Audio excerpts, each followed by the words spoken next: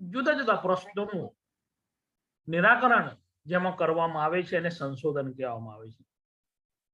खास तो मित्रों जेमां आपणे जाणीए छीए के जेना विશે आपणे खूब सरस रीते ઊંડાણપૂર્વક જઈને નિસંદેશ જે કંઈ શોધ કરવામાં આવે છે એને સંશોધન કરવામાં એને કહેવામાં આવે છે। એટલે આ જ સંશોધનની એક સરળ વ્યાખ્યા કે શુદ્ધ ચોખ્ખું જે આપણે વૈજ્ઞાનિક અભિગમથી જે કોઈ વસ્તુની આપણે શોધ કરીએ છીએ એને સંશોધન કહેવામાં આવે છે। એટલે ખાસ સંશોધન માટેની આ એક સરળ વ્યાખ્યા આપણને આમાં જોવા મળે છે।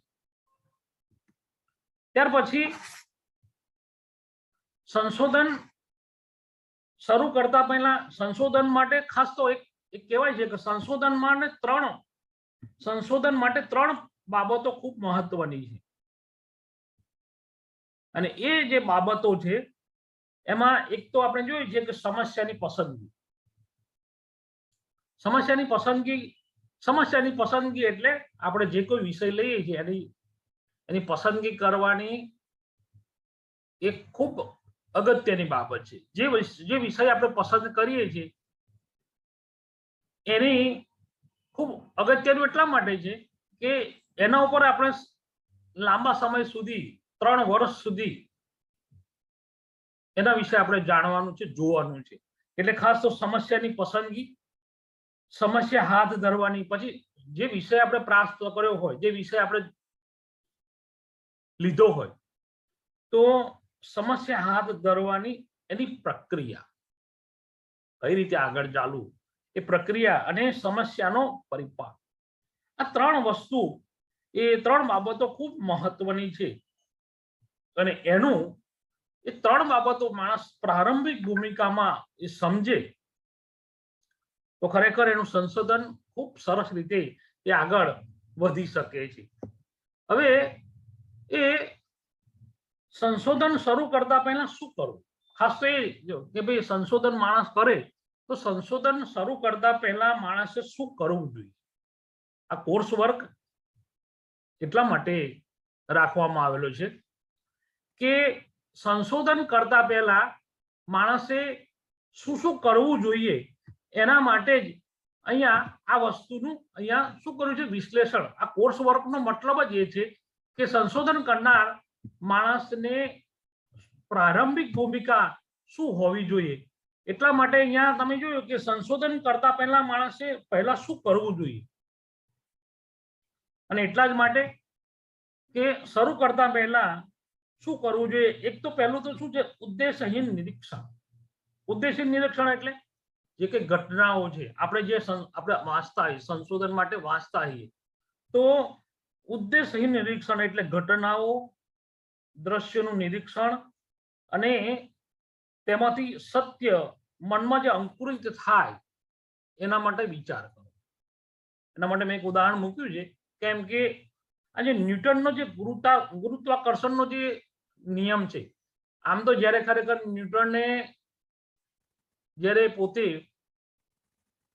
ઉદ્દેશહીન નિરીક્ષણ એટલે ફરતા ફરતા એને વૃક્ષ ઉપરથી જ્યારે ફળ પડ્યું નીચે ત્યારે એને એક પ્રશ્ન પહેલો ઉત્પન્ન થયો કે વૃક્ષ આ જે ફળ છે નીચે કેમ આવ્યું અને ત્યાર પછી એને જોયું વિચાર્યું કે ખરેખર પૃથ્વીમાં ગુરુત્વાકર્ષણનો એક નિયમ છે। તમે જોયું કે એને આ વૃક્ષ ઉપરથી ફળ પડતા નીચે જોયું ત્યાર પછી એના પ્રશ્નો બધા ઉત્પન્ન થયા અને ત્યાર પછી એમને એના પર સંશોધન કરીને એક નિયમ સમાજને આપ્યો કે ભાઈ પૃથ્વીમાં ગુરુત્વાકર્ષણનો એક શક્તિ રહેલી છે। આ સંશોધન છે અને એટલા માટે ઉદ્દેશહીન નિરીક્ષણ પછી આ व्यवस्थित अनुसंधान आपने कोई विषय मळ्यो होय कोई विषय प्राप्त थयो होय तो एनु व्यवस्थित रूपथी प्रयत्न करो एना माटे शुं एटले व्यवस्थित अनुसंधान एटले व्यवस्थित रूपथी प्रयत्न करवो जोईए। अने त्यार पछी अध्येता एटले संशोधन कार्यमां संलग्न व्यक्ति अध्येता कार्यमां संलग्न व्यक्ति आपणे घणी वखत घणा बधा मित्रो अमे जोईए छीए के आमां एक वखत प्रवेश मळी जाय कोर्स वर्क पती जाए પછી શોધક એમાં જેટલું ધ્યાન આપવું જોઈએ એટલું ધ્યાન આપતો નથી ને શું કરે કે કરીશું થાય છે, અને એના કારણે શું થાય છે કે એની જે વિષય માટેની જે સંલગ્નતા છે એમાં ગેપ આવી જાય, ને ગેપ આવી જાય એટલે જ્યારે જ્યારે એ પાછો ફરીથી શોધવાનો જોવાનો પ્રયત્ન કરે ત્યારે એને ફરીથી નવેસરથી આખી જોવાની સ્થિતિ ઊભી થાય. એટલા માટે અહીંયા સંશોધન કરતા પહેલા શું છે કે જેમાં કે અધ્યતા સંલગ્ન વ્યક્તિ હોય એ જ ખૂબ સરસ આ સંશોધનમાં કામ કરી શકે. બીજું કે એને જે વિષયમાં સંશોધન કરવા માંગતો હોય એ વિષયના જે કોષો એને અધ્યયન કરેલું હોય. મેં કહ્યું કે આમાં સંશોધન પહેલા વિદ્યાર્થી કેવી વસ્તુ તરફ એને ધ્યાન હોય તો એને કોષોનું અધ્યયન એને કરેલું હોય, એને જોયેલા હોય, કોષો ઉપર એને ખાસ જોયેલું હોય. બીજું કે જે વિષય પર એને સંશોધન કરવા માંગે, ગુજરાતી, હિન્દી, અંગ્રેજી, સંસ્કૃત, તો એને એના વિષયમાં એની કાબુ હોવો જોઈએ. વિષયમાં કાબુ એટલે કે એને વિષયને બરાબર પચાયેલો હોય તો સારું સંશોધન કરી. વિષયને પચાયેલો એટલે એને ખબર હોય, જે કંઈ વાંચે એમાંથી એને સૂઝ જડે. બીજું કે જેના ઉપર એની જે ટીકાઓ લખાયેલી હોય એ ટીકાઓનું પણ એને જ્ઞાન હોવું જોઈએ. બીજું કે સંશોધન કરતા પહેલા એના જે પુરોગામી આગળ જે થઈ ગયેલા જે સંશોધનો છે એ સંશોધનોનો એને અભ્યાસ કરેલો હોવો જોઈએ.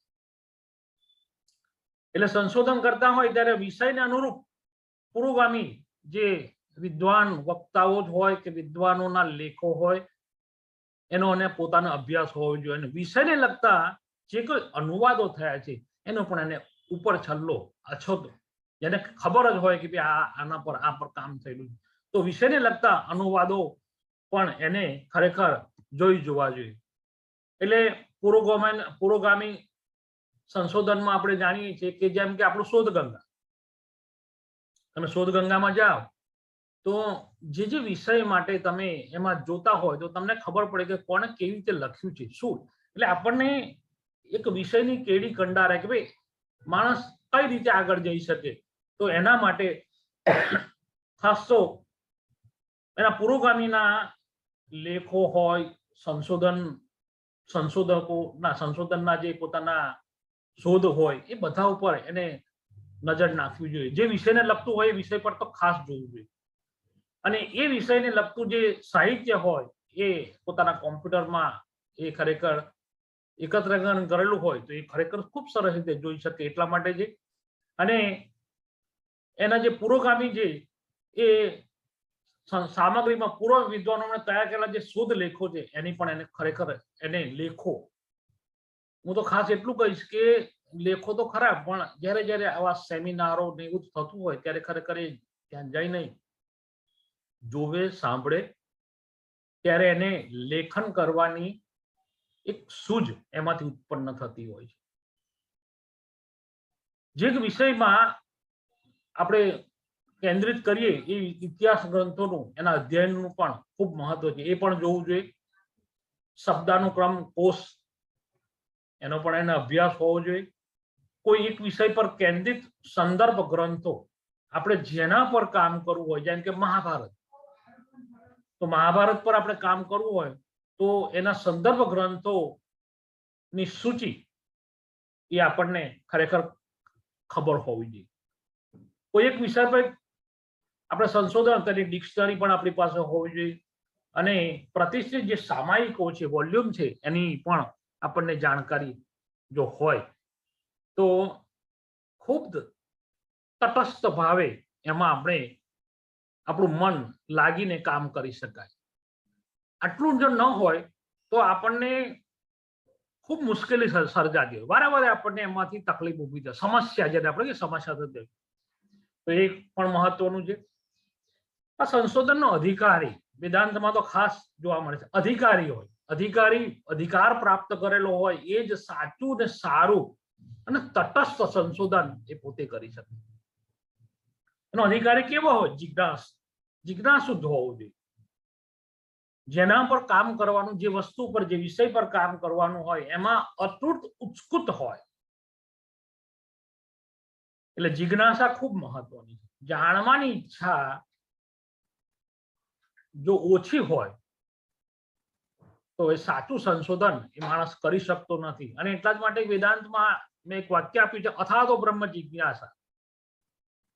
આ જે સૂત્ર છે, સૂત્ર શૈલી, સૂત્ર એટલે ખૂબ ટૂંકમાં પણ ઘણા બધા અર્થોથી સભર એવું આ એક સૂત્ર છે, અથાતો બ્રહ્મ જિજ્ઞાસા. હવે પછી બ્રહ્મની જિજ્ઞાસા થવી જોઈએ. હવે તમે જો કે આ હવે પછી શબ્દ, આ તો મેં તમને ઉદાહરણ તરીકે મૂક્યું, હવે પછી બ્રહ્મની જિજ્ઞાસા થવી જોઈએ. તો હવે પછી એટલે શું? આગળ કશું છે? તો એના ઉપર માણસ, વિદ્વાન એના ઉપર જોઈ શકે, વિચારી શકે. હવે પછી એટલે આગળ શું? તો એ જ્યારે ખરેખર હવે પછી બ્રહ્મની માણસને જિજ્ઞાસા ઉત્પન્ન થાય તો એની આગળ માણસે શું શું કરેલું હોય ત્યારે એની તરફ, એ દિશા તરફ, બ્રહ્મ જિજ્ઞાસા તરફ માણસ વળી શકે. એટલે એના પર આ જે સૂત્ર છે, આ સૂત્ર ઉપર આગળ ઘણા બધા આચાર્યોએ પોતાના પ્રતિભાવો આપ્યા છે કે ભાઈ હવે પછી એટલે એના આગળ આપણે શું શું કરેલું હોય, એને કેવા કયા વસ્તુ પરથી પસાર થયો હોય ત્યારે બ્રહ્મ જિજ્ઞાસાનો અધિકારી બને. એટલે જિજ્ઞાસા ખૂબ મહત્વની વસ્તુ છે. બીજું, વિષયનું જ્ઞાન, જે વિષય લે તેનું જ્ઞાન એને હોવું જોઈએ. ના હોય તો પણ આ જગતમાં કશું અશક્ય નથી. જો મિત્રો, ન હોય તો પણ એમાં ખૂબ મહેનત કરીને વિષયનું જ્ઞાન એ ખૂબ સરસ હોવું જોઈએ, તો જ માણસ સાચો ન્યાય આપી શકે. બીજું, ક્ષમતા. વિષય પછી કાર્ય કરવાની ક્ષમતા, કેપેસિટી. જ્યારે આપણે કેપેસિટી એટલા માટે કહીએ કે વિષય એવો લઈ લીધો હોય, આપણને વ્યાકરણ ખબર જ ના હોય અને પછી આપણે વ્યાકરણ ટાઇટલ લીધું હોય તો આપણી ક્ષમતા કેવી હોય, એમાં આપણે પગ મૂકતા જ પગ પાછો પડે. એટલા માટે કહું છું કે ક્ષમતા, વિષય માટેની કાર્યક્રમની ક્ષમતા, કેપેસિટી જે માણસની ન હોય તેના તરફ એને લક્ષ જ ના સેવવું જોઈએ. એટલે ખરેખર ક્ષમતા હોય તો જ સરસ કામ એમાં કરી શકે. એટલે અધિકારીમાં ક્ષમતા પણ હોય, કાર્ય સંલગ્નતા, શોધાર્થીએ કાર્યમાં રત રહેવાની ધૂન. રત રહેવાની ધૂન એટલે જે શોધાર્થી આમાં પીએચડીમાં, સંશોધનમાં પગ મૂકે ને ત્યારથી એને એની લગન, ધૂન લાગી જવી. ધૂન એટલે એકાગ્રતા.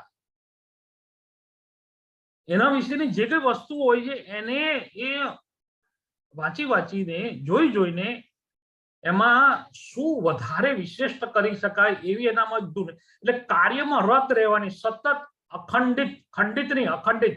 આપણે ઘણા બધા શોધાર્થી અત્યારે શું છે, ખંડિત સંશોધન. ખંડિત એટલે 3 વર્ષ થવાના, 2 વર્ષ થઈ ગયા હોય અને પછી હવે 1 વર્ષ બાકી હોય ને લાગે કે હવે પૂરું કરી દેવું પડશે. અને આવું પૂરું કરવું પડશે એ દ્રષ્ટિથી એ સંશોધન કરવા જાય એટલે સંશોધનમાં ઘણી બધી ક્ષતિઓ આવે. પૂરેપૂરો ન્યાય પણ ના આપી શકે.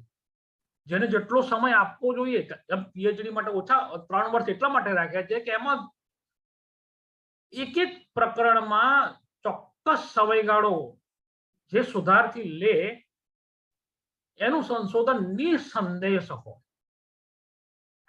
અને એટલા જ માટે કે કાર્યમાં રત રહેવો જોઈએ. અને કૃતજ્ઞતા, સ્વભાવમાં કૃતજ્ઞતાનો ભાવ. કોઈ પણ કામ આપણે કરીએ ત્યારે આપણને ઘણા બધા માણસોની ખૂબ જરૂર હોય. સંગઠન એક, આજે સંશોધન એક માણસથી નથી થતું. માર્ગદર્શક એકલા ગાઈડ કરે અને આથી સંશોધન થતું નથી.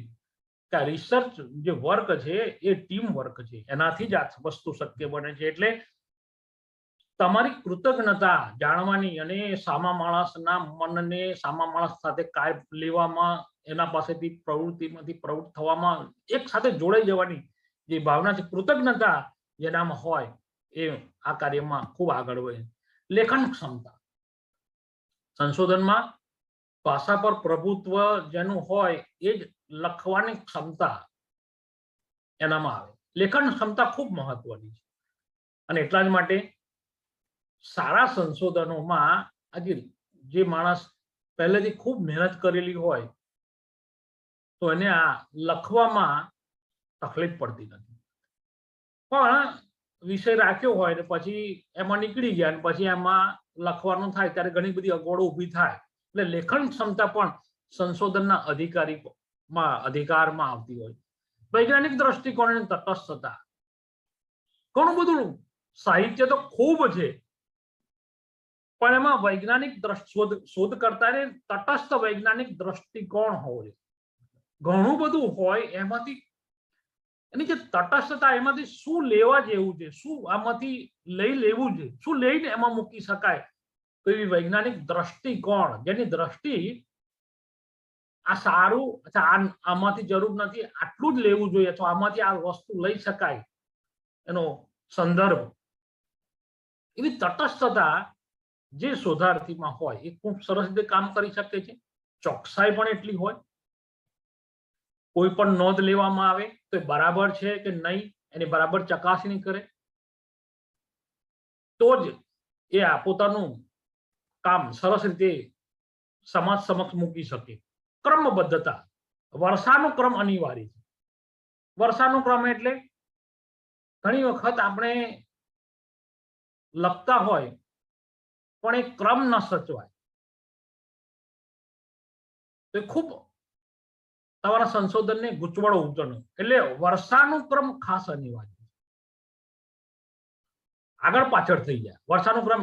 હું તમને એક સાદા ઉદાહરણ સમજાવું કે જેમ આપણે કોઈ સંસ્કૃતમાં સંશોધન કરવું હોય તો પહેલા આપણે વેદ લેવો પડે કે ભાઈ વેદોમાં આના વિશેની શું માહિતી છે, પણ આપણે વેદને ન અડકીએ સીધા પુરાણ પર આવી જઈએ અને અન્ય સાહિત્ય પર આવીને એની ચર્ચા કરીએ અને પછી પાછા વેદની નીચે ચર્ચા કરીએ, ત્યારે જે પેલું વર્ષાનો ક્રમ, જે ક્રમ સચવાય એ સચવાય નહીં, ત્યારે ખરેખર જે નિરીક્ષક છે, જોનારો છે, એ આપણને કહે કે ભાઈ તમે આનો ક્રમ સાચવ્યો નથી. લખવામાં ક્રમ સાચવવો ખૂબ જરૂરી છે. કઈ રીતે લખાય એ પણ સંશોધકને ગાઈડ તરફથી પણ માહિતી મળતી હોય છે. તર્કબદ્ધતા, કયો સંદર્ભ લેવો, કયો છોડી દેવો, એનું જ્ઞાન એને બરાબર સ્પષ્ટ ખબર પડી જાય કે આમાંથી આ સંદર્ભ લઈ શકાય છે અને છોડી દેવો છે, એવું એને જ્ઞાન હોવું જોઈએ. પોતાની રીતે આ નિર્ણય કરવાની ક્ષમતા જે શોધાર્થીમાં હોય એ ખૂબ સરસ રીતે પોતાનું કાર્ય કરી શકે છે. પ્રમાણપ્રિયતા, વિરુદ્ધ અને વિરુદ્ધ વિધાનો અંદર હોતા હોય છે, તો એમાં પણ કયા પ્રમાણો લેવા એને ખબર હોય.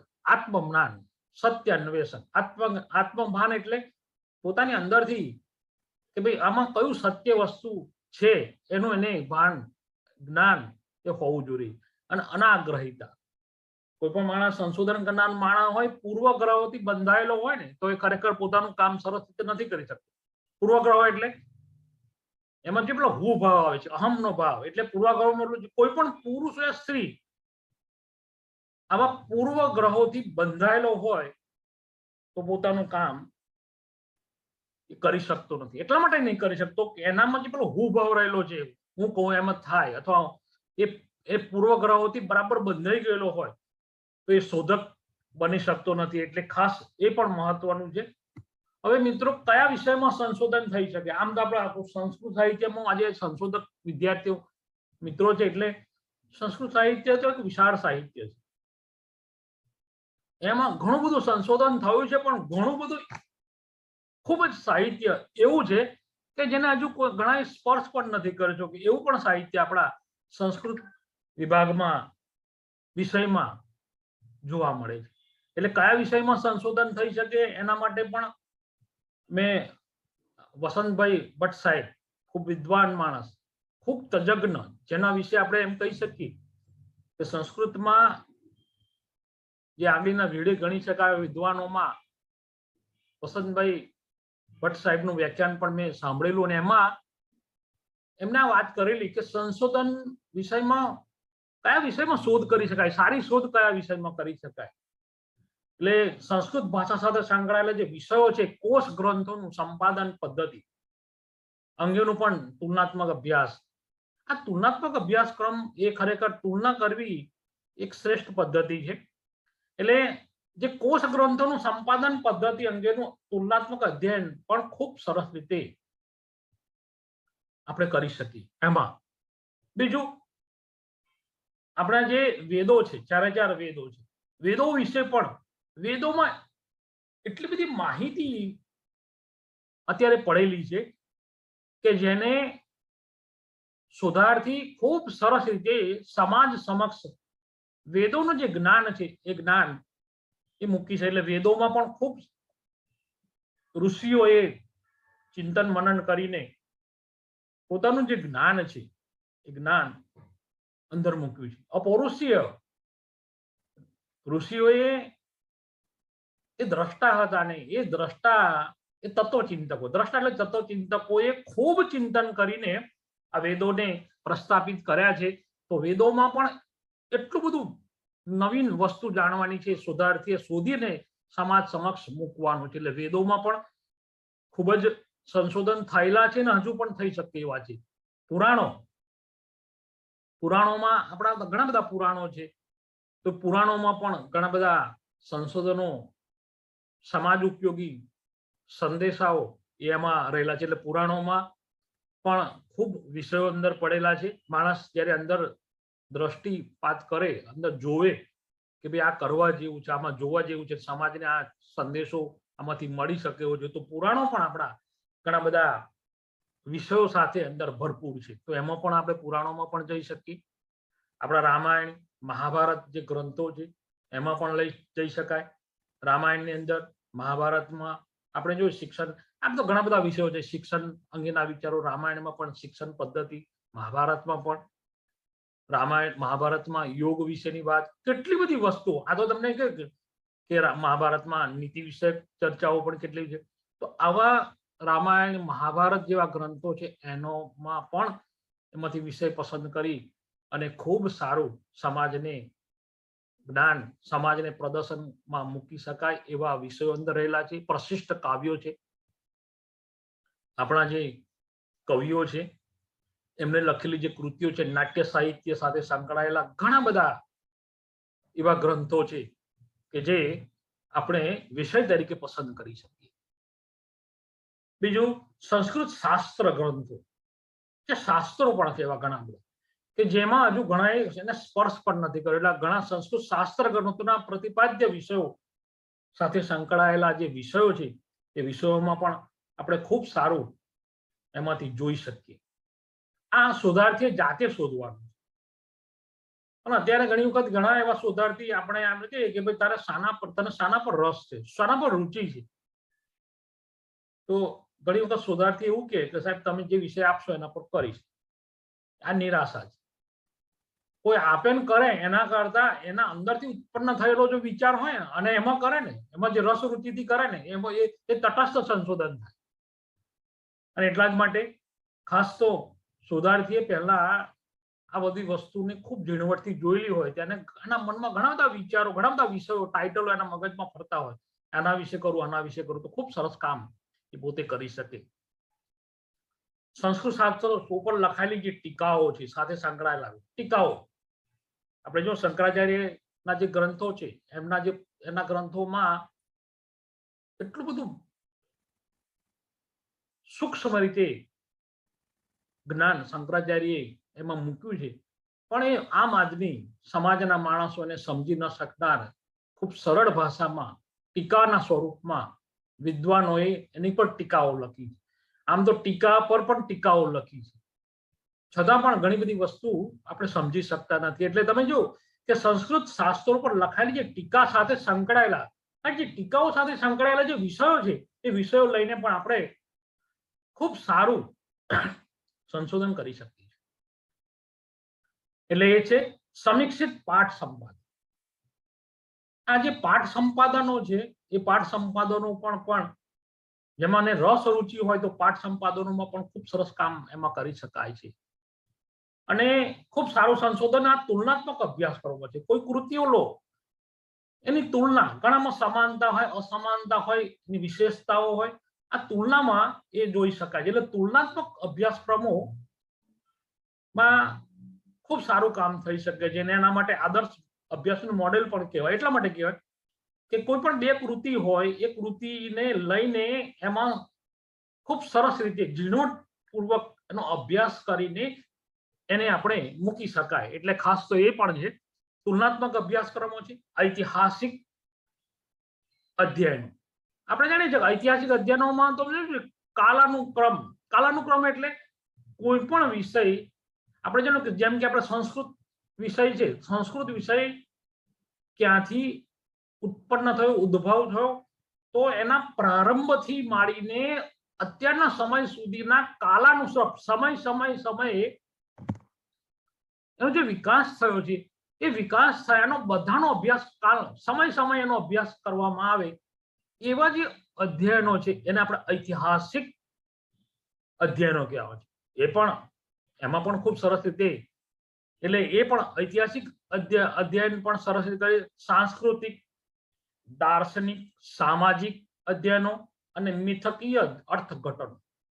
આમાં પણ સાંસ્કૃતિક, દાર્શનિક દર્શનોમાં પણ ખૂબ સરસ વિચારો એ એમાં વિષય લઈને કરી શકાય છે. અને કાવ્ય સાહિત્યના ઘડતરના પરિબળો અથવા ઘડતરની સામગ્રીના વિશ્લેષણો. આમાં તમે જો કાલિદાસ જે છે એ કાલિદાસના ગ્રંથો ઉપર ઘણું બધું સંશોધન થયું છે. એની કૃતિઓ પર માણસોએ, વિદ્વાનોએ ખૂબ સારું એવું એમાંથી કવિના વિચારોને, પોતાના જે ભાવો છે ને વ્યક્ત કરવાનો પ્રયાસ આવે. એટલે કાવ્ય સાહિત્યના ઘડતરમાં પરિબળો અને ઘડતરની સામગ્રીની જે વિશેષતાઓ છે એ વિશેષતાઓ બતાવવાનું કામ પણ આપણે વિષયને પસંદ કરીને એમાંથી મૂકી શકાય છે. એટલે કયા વિષયમાં શોધ કાર્ય થઈ શકે એના વિશે પણ આમાં જોવાય છે. આમાં તો મેં તો આ એક વસ્તુ મૂકી છે, પીએચડી એટલે શું, એ શોધાર્થીને, અધ્યાપક મિત્રો માટે નથી પણ શોધાર્થી માટે જાણવું ખૂબ જરૂરી હોય ને આ વસ્તુને આમ રજૂ કરી છે. પીએચડી એટલે શું? ડોક્ટર ઓફ ફિલોસોફી, જેમાં ખૂબ અંદર જઈને જેને ચિંતન કર્યું હોય એના માટે ડોક્ટર ઓફ ચિંતન, એનો અર્થ જ ચિંતન, અથવા ડોક્ટરનો અર્થ જ ચિંતન પ્રધાન વ્યક્તિ, જેના ઉપર ખૂબ ચિંતન કર્યું છે. એટલે ચિંતન પ્રધાન વ્યક્તિ હોય એને જ આપણે ડોક્ટર ઓફ ફિલોસોફી કહીએ છીએ. ડોક્ટરનો અર્થ તો પૂજ્ય પણ થાય, સન્માન્ય થાય. ડોક્ટર એટલે એવો છે કે જે પૂજ્ય, સમાજમાં પૂજ્ય હોય, સન્માન્ય જે વ્યક્તિ છે એને પણ. અને આપણે જે થીસીસ લખીએ છીએ, થીસીસનો મતલબ જ છે શોધાર્થીની મૌલિક સ્થાપના. શોધાર્થીએ જે કંઈ લખ્યું છે, સંશોધન કર્યું છે, 3 વર્ષ સુધી એને જે કંઈ ચિંતન કર્યું છે એ ચિંતનનો જે સંગ્રહ જે ગ્રંથમાં થાય છે એને આપણે થીસીસ કહીએ. થીસીસનો મતલબ એ છે કે એમાં એની મૌલિક ભાવનાઓ જેમાં સમાયેલી છે. અને એટલા જ માટે અહીં આપણે રિસર્ચ, ઘણી વખત હું કહું છું કે ભાઈ કોઈ એમ કે મેં શોધ કરી. અહીંયા રિસર્ચનો મતલબ છે જે સર્ચ એટલે શોધવું, તલાશી લેવી કોઈ પણ વસ્તુ, અને રી એટલે ફરીથી જે સમાજમાં છે જ, પડ્યું જ છે એને આપણે રિસર્ચ કરવાનું છે, શોધવાનું છે. છુપાયેલું છે એને શોધીને સમાજ સમક્ષ મૂકવું છે, એટલે જ એને રિસર્ચ કહ્યું છે. એટલે જેમાં છુપાયેલી વસ્તુને શોધી કાઢવી. અને રીનો અર્થ છે પુનઃ. હતું તો પહેલા તો હતું જ, પણ એને પુનઃ વારંવાર જ્યારે લાઈને મૂકવું છે, સમાજ સમક્ષ બતાવવું છે, એનો અર્થ રિસર્ચ થાય. Research is the team work. ખાલી શોધાર્થી અને માર્ગદર્શક બંને ભેગા થઈને આ કામ સરસ રીતે કામ તો થાય, પણ ખૂબ તટસ્થ ભાવે સંશોધન કરવું હોય તો research is a team work. આપણા કરતા પણ સારું જાણકાર માણસો પાસે, વિદ્વાનો પાસે આપણે પોતાના વિષય અંગેની ચર્ચા કરવામાં આવે તો આ રિસર્ચ ટીમ વર્કથી ખૂબ સારું, હેલ્ધી, જેને આપણે કે સારું એ કરી શકાય. એટલે રિસર્ચ એટલે ટીમ વર્ક, બધાનો સહકાર લેવો પડે ત્યારે પોતાનું કામ સરસ. એટલે શોધ કાર્ય એક વ્યક્તિ દ્વારા સિદ્ધ થતું નથી, પણ અનેક વ્યક્તિઓના સહયોગથી, સહકારથી પોતાનું કામ એ કરી શકે.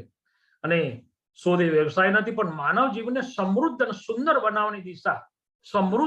બનાવવાની દિશામાં એક મહત્વપૂર્ણ કાર્ય.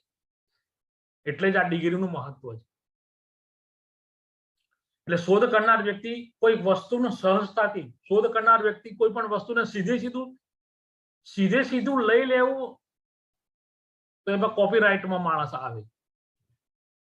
અને એટલા જ માટે કોઈ પણ વ્યક્તિ સહજતાથી, કોઈ જે શોધાર્થી છે કોઈ પણ વસ્તુ સહજતાથી સ્વીકારતો નથી. એ શું કરે છે, દરેક વસ્તુ તર્કથી જોયા પછી જ એનો તર્કથી જોવે અને જોયા પછી જ એનો સ્વીકાર કરે તો જ પોતાનું કામ સરસ. એટલે કોઈ પણ વિદ્યા શાખામાં સંશોધનનો હેતુ જ્ઞાન પ્રાપ્તિ. માણસને એમાંથી જ્ઞાનની પ્રાપ્તિ થવાની છે. અને એટલા જ માટે આ સંશોધનોના જે શબ્દો છે, શબ્દોના અંદર જે અર્થો છે એ અર્થો આ રીતે પડેલા છે. અને સંશોધનમાં શ્રદ્ધા હોવી જોઈએ. ભગવદ્ ગીતાનું એક વાક્ય છે, શ્રદ્ધાવાન લભતે જ્ઞાન. જે માણસને શ્રદ્ધા હોય ને એ જ માણસ જ્ઞાન પ્રાપ્ત કરી શકે. વર્ગમાં પ્રોફેસર ભણાવતા હોય પણ એ પ્રોફેસર માટે વિદ્યાર્થીને શ્રદ્ધા જ ના હોય, બોલ્યા કરે, એ કશું પ્રાપ્ત કરી ના શકે.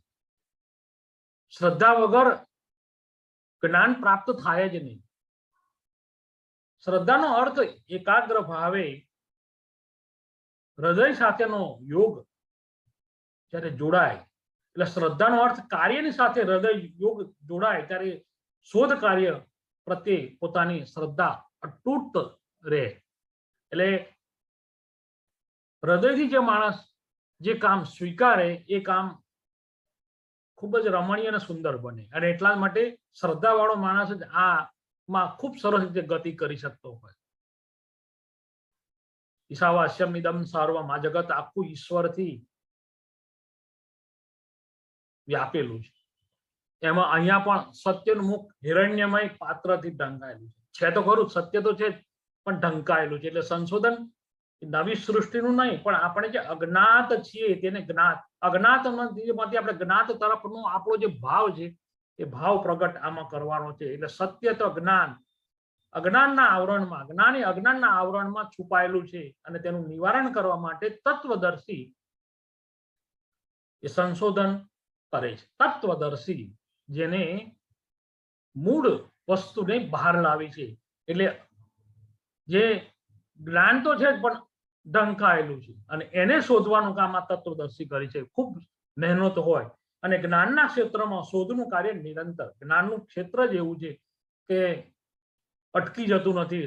શોધ કાર્ય નિરંતર ચાલતું રહે છે. તમે શોધ કર્યું પણ એનામાં ઘણા બધા વિષયો એનામાંથી ઉત્પન્ન થાય. એટલે શોધ જ્ઞાનની એક સીમા પર પહોંચીને એ કોઈ રોકાઈ જતું નથી. એને આગળ ને આગળ જો તમે વધો તો એમાંથી ઘણા બધા એમાં વિચારો, એમાં ઘણા બધા તત્વો આપણને એમાંથી જળતા હોય છે. અને એટલા જ માટે મિત્રો ખાસ શોધ સંશોધન માટે એક તો શ્રમ, ચોકસાઈ અને દ્રષ્ટિ, આ ત્રણ વસ્તુ ખૂબ અનિવાર્ય છે. શ્રમ એટલે માણસ કંટાળો ના જોઈએ. જે કંઈ કામ હાથમાં લીધું ને ઘણું બધું, ઘણા બધા બુકો, ઘણી બધી જર્નલ, આ બધું એને જોવું પડતું હોય છે. એટલા જ માટે ખાસ તો એવું છે કે શ્રમ અને ચોકસાઈ અને દ્રષ્ટિ. દ્રષ્ટિ તો ભાઈ હોવી જોઈએ. મેં કહ્યું કે દ્રષ્ટિ ન હોય તો એ માણસ એમાંથી જુદું ન કરી શકે. કારણ કે આપણે જોયું છે ઘણું બધું નવનીત માખણ ઘણું બધું વલોવાય ત્યારે એમાંથી એ છાશમાંથી માખણ છૂટું પડે. નહીં તો પહેલા તો એ દહીંની અંદર ભરેલું હોય પણ આપણને ન દેખાય. પણ એને એનું મંથન બરાબર થાય. મંથન થયા પછી એમાંથી આ માખણ થાય અને પછી એમાંથી ઘી ની ઉત્પત્તિ થાય. એવું આ સંશોધન છે. જે માણસ મંથન કરે છે એને આ નવનીત એમાંથી પ્રાપ્ત થતું હોય છે. હવે મિત્રો ખાસ સંશોધનમાં ધ્યાન રાખવાની કઈ કઈ બાબતો, શું શું ધ્યાન રાખવું જોઈએ? કારણ કે આમાં શોધાર્થીએ શરૂઆત જ માં જે મહત્વની જે બાબતો છે ધ્યાન રાખવાની. એટલે સંશોધન એ જ્ઞાનનું સર્જન છે ને એમાં સર્જાયેલું જે જ્ઞાન એ વાચકો સુધી યોગ્ય રીતે પહોંચાડવાનું કામ એ સંશોધનની નૈતિક જવાબદારી છે. અને એટલા જ માટે જે ધ્યાનમાં રાખવાની બાબતોમાં સંશોધન અહેવાલનું લેખન જે આપણે કરવાનું હોય એ શા માટે, લેખન શા માટે તે સમજે. પહેલા તો લેખન શા માટે. બીજું પોતાના અહેવાલ લેખનની એ અહેવાલ લેખન જે છે એની યોજના બનાવીએ એટલે એક આખું એનો પરફોર્મા એટલે ક્યાંથી કઈ જઈને ઊભા છેલ્લે અટકવાનું છે એવું આખું એક પ્લાન એના મગજમાં અંકુરિત થાય એટલે પોતાના અહેવાલ લેખનની એક યોજના એટલે ખબર પડી એનો એરિયા નક્કી થઈ જાય કે ભાઈ આટલામાં જ મારે કામ કરવું છે, આટલામાં જ મારે કામ કરીને મારી વાતને અહીંયા મૂકવી છે. એટલે ખાસ તો અહેવાલ લેખનની યોજના એના મનમાં સરસ રીતે કંડારાયેલી હોવી જોઈએ. અહેવાલનું માળખું, આખું માળખું, કોઈ પણ વિષય આપણે લઈએ એનું માળખું ચોક્કસ આપણા મનમાં હોવું જોઈએ. અહેવાલ લેખન માટે માહિતી એકત્રીકરણ, જેના પર આપણે કામ કરવું એના વિશે આપણે જે કઈ સાહિત્ય આપણે પ્રાપ્ત થાય એને એકત્રીકરણ કરી લેવું, એકત્ર કરવું, તો જ આપણી પાસે હોય તો વાંચીએ. આપણી પાસે કઈ પુસ્તક જ ના હોય, કોઈ ગ્રંથો જ ના હોય કે એના માટેના જે રિસર્ચ વર્ક માટેના જે કાર્ય કરવા માટેના જો કોઈ એવા ગ્રંથો જ ન પ્રાપ્ત થાય તો માણસ શું વાંચી શકે? એટલે એ પણ હોવું જોઈએ. માહિતી રજૂ કરતી કેવી રીતે રજૂ કરવી? માહિતી રજૂ કરવા માટે વર્ષાનો ક્રમબદ્ધતા ખૂબ અગત્યની છે. કેવી રીતે રજૂ કરવી એના વિશે પણ એને ધ્યાનમાં રાખવાની બાબત છે. લેખનની શૈલી કઈ રીતે લેવી છે એ પણ એને જોવું પડે. માહિતી અસરકારક રીતે રજૂ કરી શકાય. પોતાની વાત છે એ વાતને ખૂબ સરસ રીતે, ઘણી વખત આપણે જાણીએ છીએ કે માણસ પાસે ઘણું બધું હોય, જ્ઞાન હોય, પણ એ પોતે રજૂ નથી કરી શકતો. એટલે ખાસ એ જોવાનું છે કે હોય પોતાની પાસે જેટલું જે જોયું છે એને ખૂબ સરસ રીતે રજૂ કરવાની જે પદ્ધતિ, એટલે માહિતી લેખનની શૈલી અને માહિતી પણ એની અસરકારક રીતે કોઈ પણ માણસ એને વાંચે ત્યારે એને સ્પષ્ટ ખબર પડે કે એની માહિતી ખૂબ સરસ રીતે મૂકેલી છે. માહિતીની કેવા સ્વરૂપે યોગ્ય રજૂઆત એ પણ એ સમજે. એટલે સંશોધનમાં આ બધી વસ્તુને ધ્યાનમાં રાખવાની છે. અને આ બધી વસ્તુને ધ્યાનમાં જે સંશોધક રાખે એ ખરેખર પોતાની ખૂબ સારી પોતાની વાત, એટલે અહીંયા અહેવાલ લેખનમાં જે કાળજી રાખીને સંશોધન, જે માર્ગદર્શન આપવાનું છે, એટલે માર્ગદર્શન આપવું એટલે વિદ્યાર્થીને, આમ તો ખરેખર તમને કહું મિત્રો ખાસ કે શોધાર્થી તો સાથે સાથે શોધાર્થીની જેટલી જવાબદારી છે એના કરતા પણ વિશેષ જવાબદારી ગાઈડની છે, માર્ગદર્શકની છે. માર્ગદર્શન આપવું એ સરળ વસ્તુ નથી. એટલા માટે કોઈ વિષય લઈને વિદ્યાર્થી તમારી પાસે, તમને એ વિદ્યાર્થી ફળવાયેલો હોય, પણ માર્ગદર્શકને જો એ વિષય વિશે જો જ્ઞાન ન હોય તો ખરેખર વિદ્યાર્થી ખૂબ સમસ્યામાં ફસાય. એટલે માર્ગદર્શનનું કામ છે. માર્ગદર્શન એટલે વિદ્યાર્થીને મદદ કરવી અને અહેવાલના જે જુદા જુદા જે તબક્કાઓ છે એના પાસાનું નિરીક્ષણ કરવાનું આ માર્ગદર્શકનું કામ છે.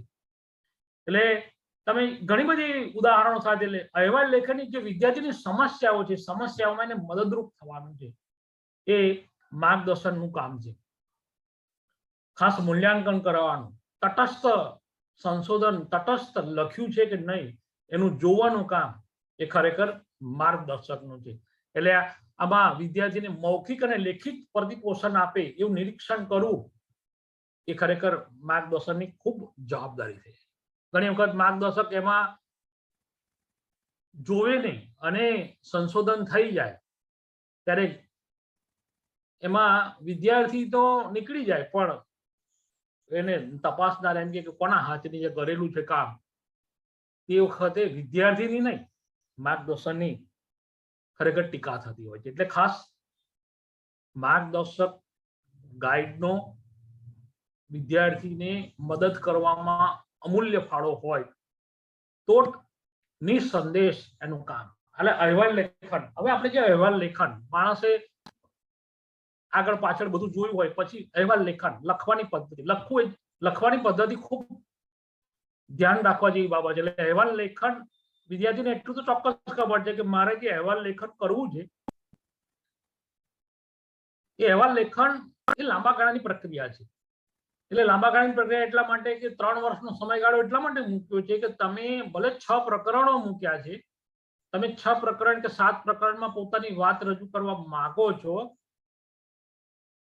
એના માટે ચોક્કસ પ્રકારનો સમયગાળો નક્કી કરી લેવો પડે.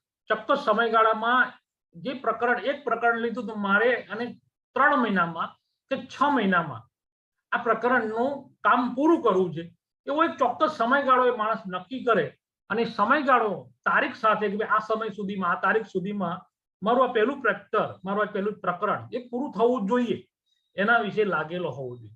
અને એટલા માટે આ અહેવાલ લેખનમાં સમગ્ર પ્રક્રિયા દરમિયાન સંશોધકને માર્ગદર્શન આપવાનું છે અને લેખનના જે નિષ્ણાત લેખન પ્રક્રિયાના જે સોપાનો છે એને પણ બરાબર ધ્યાનથી એને જોવા જોઈએ. એટલા માટે શરૂઆતનો પ્રારંભિક ચેપ્ટર છે, એમાં માર્ગદર્શક ખૂબ સરસ રીતે આ શોધાર્થીને પોતાની વાત મૂકે, બતાવે અને બતાવે તો એ શું કરી શકે કે પોતે જે પહેલું ચેપ્ટર જે લખવાની શરૂઆત કરે ત્યારે એની ગાઈડને સાથે બેસીને એ શરૂઆત કરે ત્યારે પોતાનું કામ, એટલે એ તો પ્રારંભિક લેખન.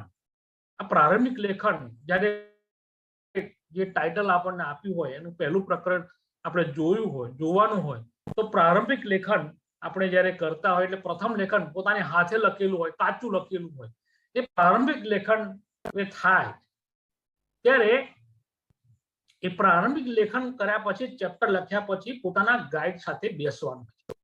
આપણે મૂકીને આવતા રહીએ, મૂકી દઈએ કે આને જોજો, તો એમાં જોઈએ તેટલો વિશ્વાસ એમાં પડતો નથી, જોઈએ એટલું સારું નથી. એટલે ગાઈડ સાથે બેસીને પ્રારંભિક લેખન થતું હોય એ લેખનમાં ગાઈડ શબ્દસહ વાંચે, એમાં જે સુધારા વધારા છે સુધારા વધારા બતાવે. શરૂઆતમાં તો એવું થાય, ઘણા બધા મિત્રો, મારો પોતાનો અનુભવ થાય, મેં જ્યારે સંશોધન શરૂ કર્યું ને ત્યારે શરૂઆતમાં હું પહેલું ચેપ્ટર આમ જોઈને બુકોમાંથી જોઈને અમુક લખીને આપેલું, તેમને જોઈને તરત જ લીટો મારી દીધો, આ ના ચાલે. મેં કેમ ના ચાલે? કારણ કે આ ઉતારા છે, આમાં કશું ના થઈ શકે, આ સંશોધન ના કહેવાય અને કોપીરાઇટ કહેવાય. એટલે શરૂઆત પ્રારંભિક ભૂમિકામાં આપણને 1 વાર 2 વાર 3 વાર આવું આપણને પાછું આપે ને ત્યારે ઘણી વખત આપણને એમ થાય કે આ તો અઘરું વસ્તુ છે, પણ ખરેખર 2-3 વખત આવી રીતે પાછું આપેલું હોય પછી તમે એમ થાય કે ના, હવે આપણે તો વ્યવસ્થિત કરીને જ જવું. અને એમાં થોડાક, એટલે તમે જો પ્રારંભિક લેખન કર્યા પછી પ્રથમ લેખન એ માર્ગદર્શક અને શોધક એ બંને સાથે બેસીને જે કંઈ માર્ગદર્શક એને સૂચન કરે, બતાવે, એ બતાવ્યા પછી એ સુધારા કરે. સુધારા કર્યા પછી પણ એ જ્યારે ફરીથી લખી લાવે અને એમાં એવું લાગે કે ના, હજુ પણ થોડીક સત્યો દેખાય છે અને એમ કે નહીં, હવે નહીં, આ રીતનું તમે લખીને આવો, અને એ લખીને આવે ત્યારે અંતિમ સ્વરૂપ થાય કે હવે બરાબર છે. અને એ થયા પછી એનું પ્રકાશન એટલે રજૂ કરવું, સોંપવું, પહેલું કામ આપણું આ છે. એટલે આપણું લેખન જે વિશિષ્ટ લેખનની પદ્ધતિ જે વિશિષ્ટ હોય, એટલે આપણા લેખનના વાંચન માટે વાચકોનું આ બધા થીસીસો ચોક્કસ પ્રકારના ગ્રુપ, એક એવું ચોક્કસ જૂથ હોય છે, એ લોકો જ આ સંશોધનના લેખો, સંશોધન જે પદ્ધતિઓ છે એને જોતા હોય છે. એટલે વાચક સામાન્ય વાચક કરતા જુદો વાચક હોય છે અને સંશોધનના જે તબક્કામાં કેટલાક સ્વાભાવિક ફેરફારો હોય છે, તેમાં માર્ગદર્શન અને માર્ગદર્શન આપવું, માર્ગદર્શક જે છે માર્ગદર્શન આપવું એ પણ પ્રકારરૂપ છે અને એના વિવિધ તબક્કાઓ એનો આપણે સરસ રીતે અભ્યાસ કરીને માણસ એમાં જો એને બતાવે તો એનું પ્રારંભિક લેખન જેટલું સચોટ, સ્વચ્છ, નિસંદેશ હોય, ત્યાર પછી એ માણસ ખૂબ આગળ સરસ રીતે પોતાનું કામ કરી શકે. હવે તમે સંશોધનના તબક્કાઓમાં પહેલા તો ડાયરી લેખન, ત્યાર પછી પ્રથમ 3 પ્રકરણોનું પ્રથમ લેખન. આપણે જોયું કે પહેલા ડાયરી લેખન, કાચું કામ તો ડાયરી લેખનનું હોય છે. આપણે બધા સંશોધન કરતા પહેલા આપણે ઉદ્દેશહીન આપણું સંશોધન, આપણું વાંચન હોય છે.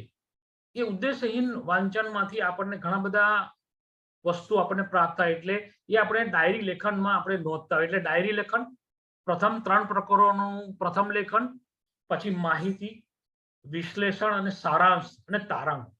આ જે ભલામણો એ 2 પ્રકરણોમાં આપણે મૂકવાના હોય છે.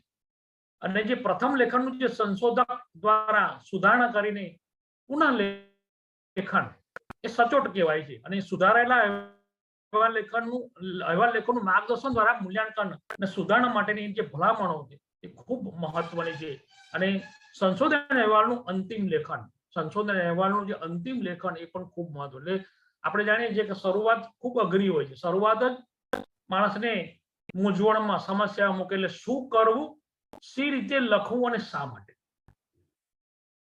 એટલે શું કરવું, ખાસ તો શું કરવું એ આપણને આવા વ્યાખ્યાનોથી, મેળાવડાઓમાં, વિદવત વ્યાખ્યાનોમાં સાંભળવામાંથી શું કરવું, સી રીતે લખવું, લખવાની આખી પદ્ધતિ, હાઉ ટુ રાઇટ, કઈ રીતે લખવું અને શા માટે લખવું. તંદુરસ્ત સમાજ માટે આ લેખન ખૂબ મહત્વનું છે. એટલે અહેવાલ લેખનના જે તબક્કાઓ છે એમાં આ મહત્વના પાસા છે અને એટલા માટે ડાયરી લેખન, ડાયરી એટલે નોંધ. પહેલા તો જયારે પેલા વ્યાખ્યાનો આવતા ત્યારે પેલા છોટા છોટા કાગળોમાં બધું નોંધી રાખે, પણ છૂટા કાગળોમાં નોંધેલું હોય ઘણી વખત છૂટા કાગળ મળે જ ના, ત્યારે તમે કરેલી મહેનત એ ખરેખર નિષ્ફળ જાય. એટલા માટે અહીંયા શું છે, ડાયરી લેખન. તમને જે કઈ પોતાના વિષયને લગતું મળે તો એનું અહીંયા નોંધવું. એટલે સંશોધનમાં પ્રારંભિકમાં ડાયરી લેખન શા માટે, ખાસ તો એવું છે, ડાયરી લેખન શા માટે કરવું જોઈએ અને ડાયરી લેખન તો શા માટે, ડાયરી લેખનમાં શું લખવું અને ડાયરી લેખનની ડાયરી લેખન સી રીતે કરવું. એ 3 પાસાઓ છે, 3 મહત્વની વસ્તુઓ છે અને ખૂબ ધ્યાન રાખવું. અને એટલા જ માટે ડાયરી લેખનમાં આ જે 4 મહત્વની વસ્તુઓ છે એમાં વિચારેલી બાબતોની નોંધ કરવી. માણસને જુદા જુદા વિચારો ઉત્પન્ન થાય અને જે વિચારો ઉત્પન્ન થાય છે એ વિચારોમાં જે વિચારો ઉત્પન્ન થાય છે એ વિચારો ઉત્પન્ન થયેલા ડાયરીમાં નોંધ કરી. આજે આપણને જે વિચાર ઉત્પન્ન થયો હોય અને પછી એમ કે ના હું ઘરે જઈને નોંધીશ, પછી કાલે નોંધીશ, તો વિચાર કાયમ શાશ્વત રહેતો નથી, ભૂલી જવાય. અને એટલા જ માટે ડાયરી લેખનમાં વિચારેલી જે બાબતો છે એ બાબતોની ખાસ ડાયરીમાં નોંધ કરવી. પછી નવા આવેલા વિચારો, તમને નવા ઉત્પન્ન થયેલા વિચારો છે એ વિચારોની પણ એમાં નોંધ કરવી. અને સંશોધકના જે અવલોકનો છે એને પણ નોંધવા. અને સંશોધન અહેવાલ લખવાની જે પૂર્વ પ્રારંભિક યોજના કઈ રીતે, ખાસ તો મિત્રો એટલા માટે કે તમે અગાઉના જે થીસીસો છે એને થોડો તમે નજર નાખી લો, જોઈ લો કે આમાં કઈ રીતે લખે છે, આ શું કઈ રીતે લખાય. એ લખાયેલી વસ્તુ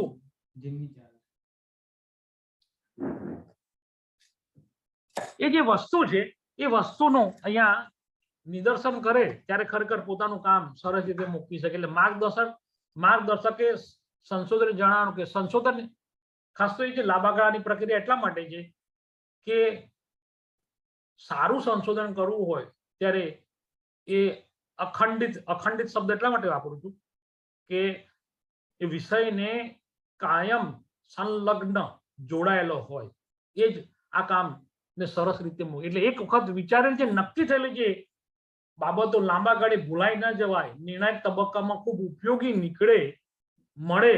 એટલા માટે ડાયરી લેખન, ડાયરીમાં નોંધ કરવી ખૂબ જરૂરી છે. અને જે નોંધ કરે છે એને સમયાંતરે સમયે આજે આપણે 2-3 દિવસ પહેલા શું કર્યું એનું આપણને ખબર નથી, ભૂલી જવાય. પણ ડાયરીમાં આપણે નોંધ મૂકેલી હોય તો નોંધ આપણે જોઈએ કે ક્યાંથી આ વસ્તુ, આ રેફરન્સ ક્યાંથી લીધેલો, એ આપણને એના આધારે ખબર પડી જાય. એટલે ખાસ તો ડાયરી લેખન, ડાયરીમાં કઈ કઈ બાબતોનું નોંધ કરવાનું હોય છે એમાં સમસ્યા પસંદગી, વિષય પસંદગીનું સામાન્ય વાંચન. એના વિશે આપણે સામાન્ય વાંચન ચોક્કસ પ્રકારનો આપણે જોઈએ, અભ્યાસ કરીએ તો સામાન્ય વાંચન, તમારા વાંચનના સંદર્ભોની જે કંઈ પણ વાંચ્યું એમાંથી આપણને જે લાગ્યું કે આમાંથી આ વસ્તુ રેફરન્સ લેવા જેવું છે તો એ વાંચનનો સંદર્ભની નોંધ કરી દેવું, લખી દેવું કે ભાઈ આ વસ્તુ આમાંથી મેં લીધેલી છે, તો એની નોંધ લેવી. પ્રારંભિક ક્ષેત્રોનું જે આપણે વાંચન કરીએ છીએ એમાંથી પણ આપણને જે સારું લાગે એની નોંધ કરી દેવી. કેટલાક વિચારેલા આપણે મનમાં પીએચડી કરતા જે ટાઇટલો વિચારીએ છીએ તો કેટલાક વિચારેલા આપણા મનમાં શીર્ષકો પડે તો શીર્ષકો બધા નોંધી રાખો. અને શીર્ષકોમાં એ નોંધેલા શીર્ષકોમાં તમને રસ અને રુચિ લાગે તેવું શીર્ષક એમાંથી લઈ પસંદ કરીને એનું અંતિમ શીર્ષક આપવું. એટલે આ ડાયરી લેખનમાં ઘણા બધા વિદ્વાનો પાસેથી પણ આપણે શીર્ષકો જોયા હોય, આપણે વિચારેલા શીર્ષકો જોયા હોય, આ બધાનો આપણે અભ્યાસ કર્યા પછી અંતિમ ટાઇટલ એ નક્કી કરું તો આપણું કામ. એટલે એ કરું. ખાસ ડાયરી લેખનમાં રજીસ્ટ્રેશનની વિગતો, દરેક સત્રની ફી ભરવાની, કયા સમયે ફી ભરવાની એની પણ નોંધ એમાં હોવી જોઈએ. જે રોજિંદા આપણે કાર્યક્રમો કરીએ છીએ, રોજિંદા તમામ કાર્યની સંદર્ભની અગત્યની જે આપણે જે ઘટનાઓ એના લગતી હોય એની પણ આપણે નોંધ કરવી જોઈએ. સમસ્યાને અનુરૂપ જે ચાવીરૂપ શબ્દો છે એ શબ્દોનું આપણે સ્પષ્ટીકરણ એની પણ આપણે નોંધ હોવી. પછી નમૂના પસંદગીમાં નક્કી કરેલી સંસ્થા, વ્યક્તિ, પાત્રોની વિગત, માહિતી, આનું એકત્રીકરણ માટે આપેલો સમય, સાથે સાથે કોઈ મુલાકાત દરમિયાન કોઈ જરૂરી વિગતો છે એ વિગતોની નોંધ પણ ડાયરીમાં નોંધવી ખૂબ જરૂરી છે.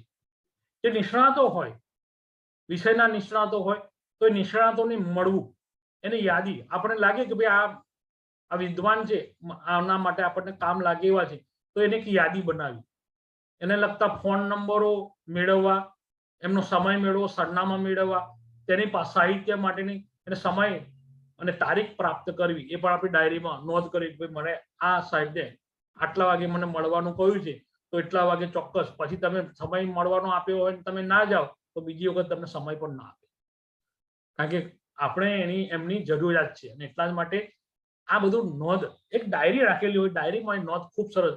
અને તમારા કાર્યનું એક સમયપત્રક, ચોક્કસ સમયપત્રક જો આપણે બનાવેલું હોય આ ડાયરી લેખનમાં તો સરળતા. અને એવું બધું યાદ છે એવું નક્કી કરીને બેસો તો સમય આવે કશું યાદ ના. અને એટલા જ માટે આ ડાયરીમાં નોંધ સી રીતે કરવી એનું માર્ગદર્શન, ડાયરીમાં આપણે શું શું નોંધવું, શું વસ્તુ નોંધવી એનું પણ એક માર્ગદર્શન આપણે જોઈએ. તો દરેક પૃષ્ઠ આપણે જે દિવસે જે વાંચ્યું હોય, જે તારીખે વાંચ્યું હોય તો આપણે એમાં લખી દેવું કે ભાઈ તારીખ 22/12/2021 રાત્રે 10 વાગે નોંધાઈ. આખા દિવસ દરમિયાન આપણને જે સારી સારી વસ્તુ આપણે નોંધવા જેવી હોય તો રાત્રે આપણે નક્કી કરતા બધું કામ આટોપાઈ જાય પછી જોઈને બેસે કે આટલું કામ મેં આજે જોયું છે તો એનું ડાયરી લેખનમાં નોંધ કરી દેવી. એટલે ખાસ એ પછી ખાસ તો કહું કે ડાયરી લેખન જે છે, ડાયરી લેખન એ દરરોજ રોજિંદા આપણે સમય નક્કી કરેલો હતો તો આપણે સૂતા પહેલા રોજિંદું કામ આપણો આટોપાઈ જાય ત્યાર પછી એમાં નોંધ કરવાની, નોંધ કરી લેવી જોઈએ. તો જ આપણને સમય અંતરે આપણે જ્યારે જોઈએ ત્યારે આપણને બધું યાદ આવી જાય. બીજું, સંશોધન માટે પ્રવાસ દરમિયાન આપણે જ્યાં જ્યાં જે ક્ષેત્રોમાં, જેમ અમદાવાદ ગયા, બરોડા ગયા લાઇબ્રેરીમાં, તો ત્યાં આપણે ડાયરી સાથે રાખવી અને ત્યાં આપણે જે કંઈ જોઈએ છે એમાં આપણને જે કોઈ સારું લાગ્યું અથવા જે કોઈ આપણા માટે ઉપયોગી નીવડેલું હોય એનું આપણે નોંધ કરવી. એટલે ખાસ તો એ પ્રવાસ દરમિયાન પણ ડાયરી આપણી પાસે સાથે, અને કોઈ નોંધપત્ર વિચારક હોય, અવલોકન હોય એ પોતાની ડાયરીમાં નોંધવા જોઈએ. એટલે ખાસ આ ડાયરી લેખન ખૂબ અગત્યનું. શરૂઆત પ્રારંભિકમાં ડાયરી લેખન ખૂબ અગત્યની એટલા માટે છે કે તમે કંઈક જે સારું મૂકવા માંગો છો તો એનામાં રહેલી જે વિચારો છે, વિચારો એ યાદ કરીને એમાંથી મૂકી શકાય. અને આ ખાસ તો પ્રથમ 3 પ્રકરણો ખૂબ મહત્વના છે. આપણે જે કોઈ વિષય પસંદ કર્યો હોય એ વિષય પસંદગીમાં 3 પ્રકરણોમાં શું તો અહેવાલ લેખનના 2 તબક્કા, મુખ્યત્વે 2 વિભાગ છે. એમાં સંશોધનમાં જે માર્ગદર્શન આપવાનું છે એટલે માહિતી એકત્રીકરણ પહેલાનું લેખન, આપણે જે માહિતી એકત્રીકરણ કરી હોય એ પહેલાનું લેખન, આપણે જે કંઈ લખેલું હોય તો એ આપણે એમાં જોવું જોઈએ. માહિતી એકત્રણ પછીનું લેખન, 2 તબક્કા છે. પહેલાનું માહિતી એકત્રણ પહેલાનું આખું આપણું જે જોયેલી વસ્તુ એનું નોંધ, અને પછી એકત્રણ કર્યા પછી જે વિષય તરફ આપણે જવાના હોય એના વિશે પણ આપણે નોંધ કરવી. એટલે આ પ્રથમ 3 પ્રકરણો સંશોધનની શરૂઆતમાં ખૂબ અગત્યના છે અને એના દ્વારા આપણે તંદુરસ્ત સારું લેખન એમાં કરીએ. એટલે પ્રકરણોનું લેખન શા માટે, આપણે જે કંઈ જોયું છે, રિસર્ચ કર્યું છે એનું લેખન શા માટે કરવું જોઈએ, તો એના માટે કહ્યું છે કે આ લેખનમાં જે આપણી જે સમસ્યા છે એનું વપરાયેલા જે ચોક્કસ શબ્દો છે એ તમે જે કામ કરો છો એમાં જ્ઞાનની છેલ્લા મંજિલની જે સ્થિતિ છે એ તમારા સંશોધનમાં રહેલી જે વિશેષતાઓ છે, વિશેષતાઓની સ્પષ્ટીકરણ કરવા માટે એમાં નોંધ. એટલે લખવાનું એક જ કારણ છે કે તમે જે કંઈ એમાંથી શોધ્યું છે એ શોધ્યુંનું સ્પષ્ટ શબ્દોને વિશ્લેષણ જે કર્યું છે એનું સ્પષ્ટીકરણ એ તમે આમાં કરી શકો છો. અને આ જે પ્રકરણના લેખોમાં શું લખવું જોઈએ અને એનો અંગેનું શું લખવું જોઈએ, તો આપણે જાણીએ છીએ કે જે કોઈ વસ્તુ આપણે જો કોઈ વિષય પસંદ કર્યો છે, વિષય પસંદગીનો મેઇન હાર્દ, જેમ કોઈ કૃતિ હોય, એ કૃતિનું ટાઇટલ જ એવું હોય કે એ કૃતિનો આપણને હાર્દ સમજાય જાય. જેમ કે આપણે સ્વપ્ન વાસોદોત્તમ, આ ભાસની કૃતિ છે, તો સ્વપ્નમાં જોયેલી વાસોદત્તા એ આખા ગ્રંથની અંદર જે હાર્દ સ્વરૂપે રહેલી છે એ એમાં એક મથાળામાં શીર્ષકમાં એ ગર્ભિત રીતે આપણને રજૂ કરી દીધેલું છે. અને એટલા જ માટે આ પ્રકરણ લેખનમાં શું લખવું જોઈએ એ અંગેનું માર્ગદર્શન છે. એના પણ 3 વિભાગ, એક તો સમસ્યા કથન અને શબ્દોની વ્યવહારુ વ્યાખ્યા. સમસ્યા કથન જે વિષય છે એના, તો સમસ્યા કથન અને શબ્દોની વ્યવહારુ વ્યાખ્યા, એની વ્યાખ્યાનું વિશ્લેષણ આ લેખનમાં હોવી જોઈએ.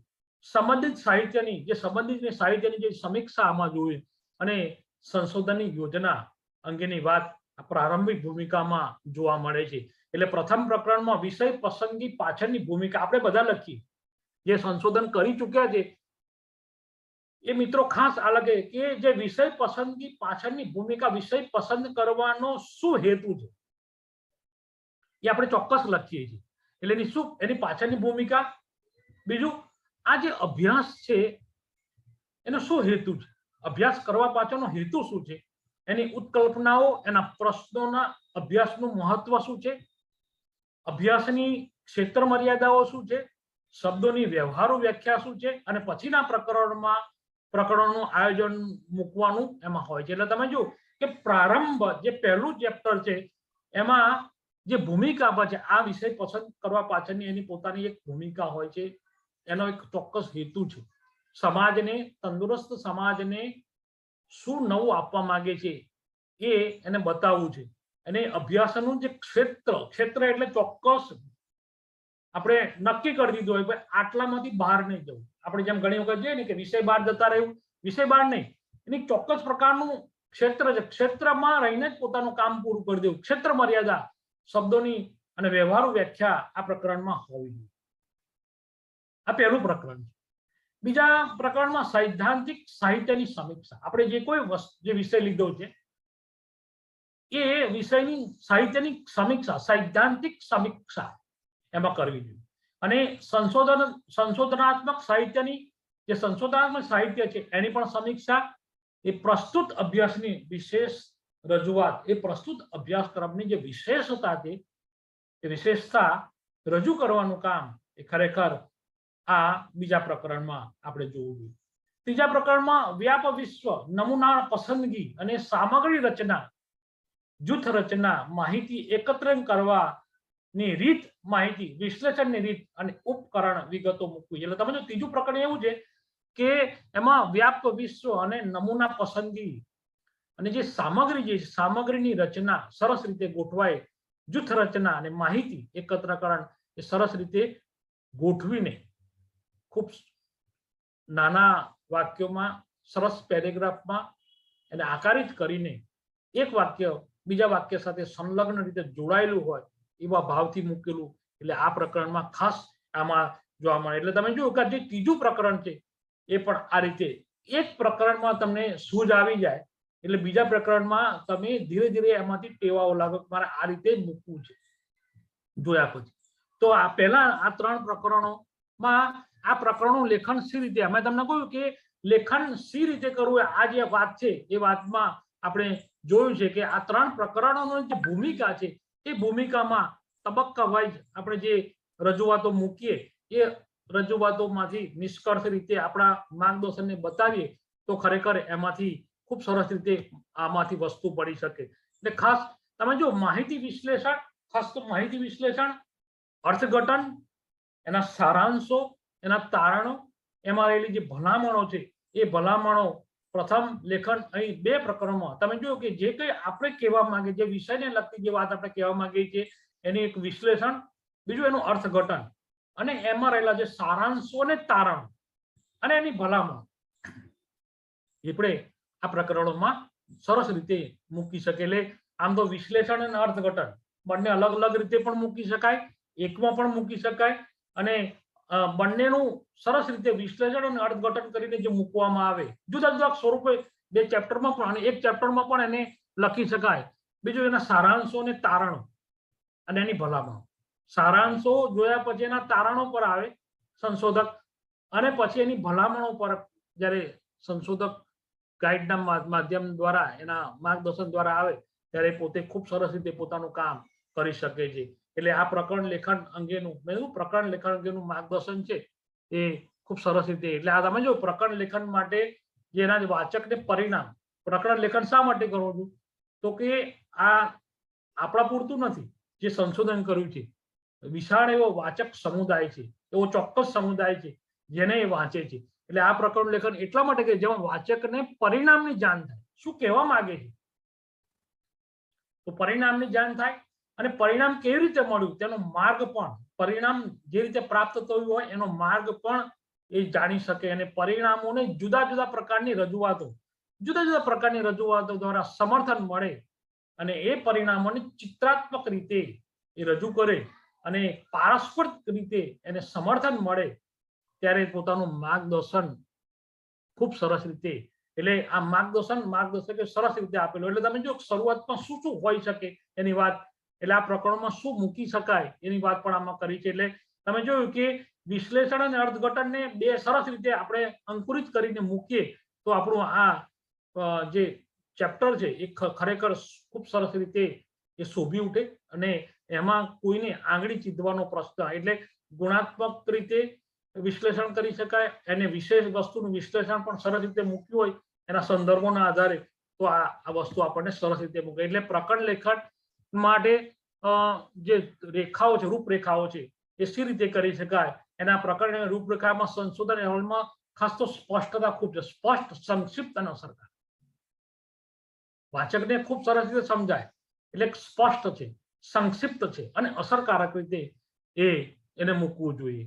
તો એ પોતે એટલે પ્રકરણ લેખન માટે ચોક્કસ મેં તમને કહ્યું કે પ્રકરણ લેખન માટે ચોક્કસ સમયગાળો શોધાર્થી વિદ્યાર્થીએ નક્કી કરી દેવો જોઈએ. તો જ પોતે એ પોતાના લક્ષ્યને એ મૂળ જગ્યા સુધી પહોંચી શકે. એટલે એનો સમયગાળો પણ નક્કી કરો અને એ સમયગાળામાં પોતાનું કામ પૂર્ણ કરવાની એની ખંત એક જે હોવી જોઈએ. એટલે આપણા જે હેતુઓ છે એકત્રીકરણ કરીને વિશ્લેષણ એમાં મૂકી, એટલે તમે ખાસ પ્રશ્નો, હેતુઓ, ઉત્કલ્પનાઓ વર્ગીકરણ એમાં આપણે, એટલે ખાસ તો આ જે ઘણી બધી વસ્તુ છે આંકડાકીય માહિતીઓ છે એ માહિતીઓ પણ ખૂબ સ્પષ્ટ રીતે રજૂ કર્યું હોય તો આપણું સંશોધન સરસ છે. આ પ્રથમ અને એમાં મેં તમને કહ્યું સુધારણા એ ગાઈડ દ્વારા, માર્ગદર્શન દ્વારા, એટલે એ સુધારા કરી એટલે પ્રથમ લેખનની જે સુધારણા માટેનું જે માર્ગદર્શન છે એ ગાઈડ ખૂબ સરસ રીતે વિદ્યાર્થીને બતાવે તો પોતાનું જે સંશોધન સારી રીતે થઈ. હવે પ્રથમ લેખનની જે સુધારણામાં 3 બાબતો ખૂબ મહત્વની છે. એમાં એક માળખું, વિષય વસ્તુ અને શૈલી. માળખું, વિષય વસ્તુ અને શૈલી ખૂબ મહત્વની છે અને એટલા જ માટે પ્રથમ લેખનની જે સુધારણા છે એમાં માળખાની વાત પણ આમાં ખૂબ સરસ રીતે, એટલે સંશોધકનું જે અહેવાલનું જે નિરીક્ષણ છે ઝીણવટપૂર્વક નું હોવું જોઈએ અને આ બાબતમાં માર્ગદર્શન આપવાનું હોય છે.